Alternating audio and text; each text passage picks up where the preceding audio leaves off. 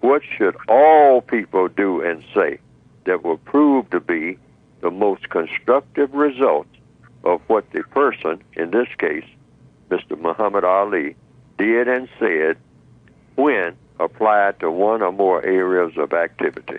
In other words, if people are eulogizing and eulogizing and eulogizing the existence of Mr. Muhammad Ali or any other person on the planet, if you keep saying this person is your icon, this person is your hero, this person is somebody to pay attention to, then you say, okay, what is that supposed to mean when you interact with all of the other people who are still here?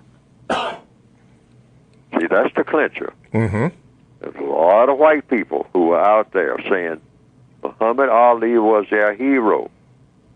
Okay, your hero in what context? And if he impressed you that much, what are you supposed to do with the impression that you received from him when it comes to interacting with the people who are still here? See, when you make an icon, or so-called, whatever that means, a person that you say, hey, that's somebody to pay attention to, that's somebody who I idolize. Okay. You know, because people sometimes use that word. I believe in idolatry. I idolize this person. Okay. So the question is, what did the person do that you idolize? What did the person say? Because all people do and say something. Okay. So what it is, but they do, everybody does a lot of things. So just pick out the things that the person did that you idolize. Okay. Because you're talking about something that the person did. What did the person say? You're talking about something the person said. That's number 2.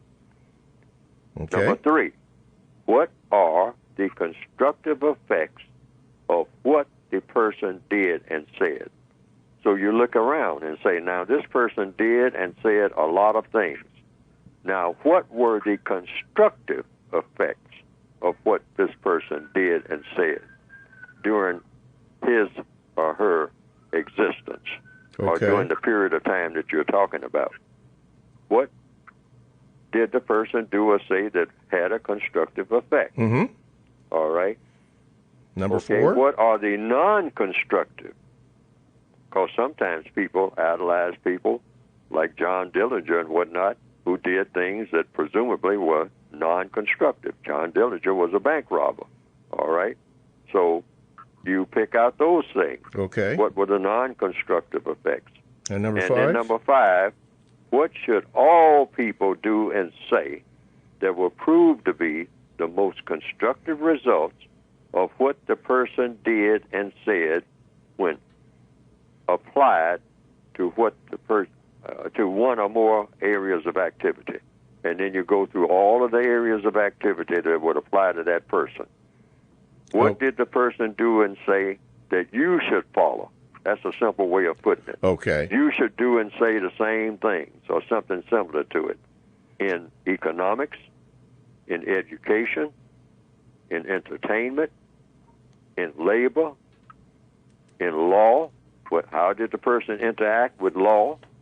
How did the person interact with politics, religion? Muhammad Ali had a religion.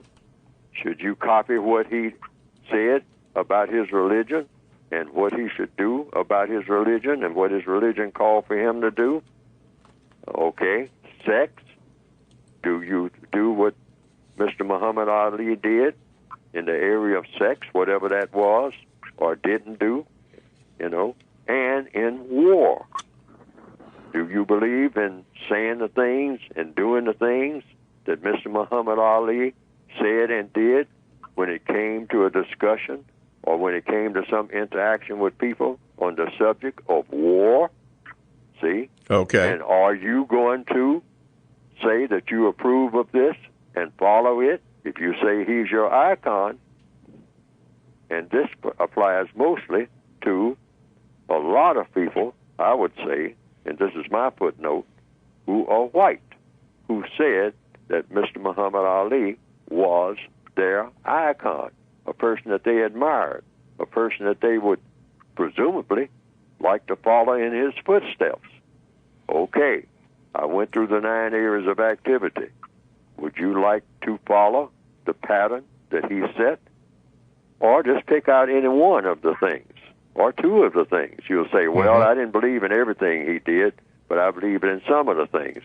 Well, be able to cite what some of those things are. Okay. And repeat them.